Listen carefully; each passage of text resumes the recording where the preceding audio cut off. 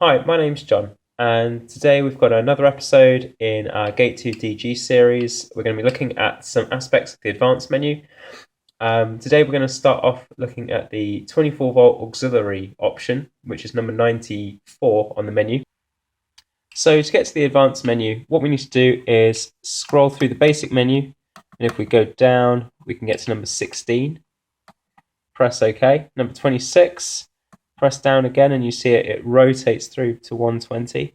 And then if you scroll through this option until you get to number 94, this will be the 24-volt auxiliary option.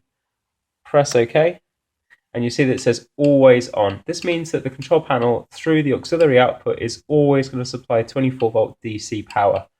But we can use it in a number of different ways. So for example, if I press up, you'll see it says in cycle. In cycle means that whenever a motor is running, the output has 24-volt power. If we do it in opening, it just means that when the gates are opening, there's 24-volt power being supplied. Closing means obviously there's only going to be 24-volt power in closing. In pause means power only in pause. Positive brake management gives power whenever the gate is not moving. So it's like the opposite of in cycle. Negative brake management is very similar to in cycle, and it powers on when the gates are moving. These logic options are used for some motors where they have a magnetic brake which needs to be released before the motor can move. So, for example, some of the three-phase models would use this feature. Pressing up again, we get to negative brake photo management.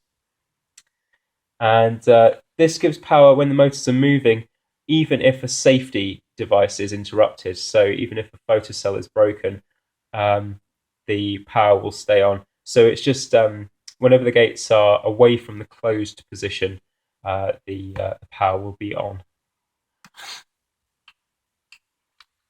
Gate open warning light gives a 1 second pulse when the gates are opening and a 0.5 second pulse when the gates are closing. And finally, Start 35 is a new feature that's been recently added, and Start 35 gives a 3.5 second pulse anytime a start input is given. So this can be quite useful for some locking devices, auto bolts and so on. So that's just been added quite recently. When using the 24-volt auxiliary, it's possible to get 24-volt power supply from connections 19 and 20 instead of using the always-on function on the 24-volt auxiliary output. And this concludes this first section looking at some of the advanced features. We're going to have a few more videos on the advanced menu and all the different options you can select. Hopefully you found this video interesting and helpful. Don't forget to like and subscribe, and we'll see you next time.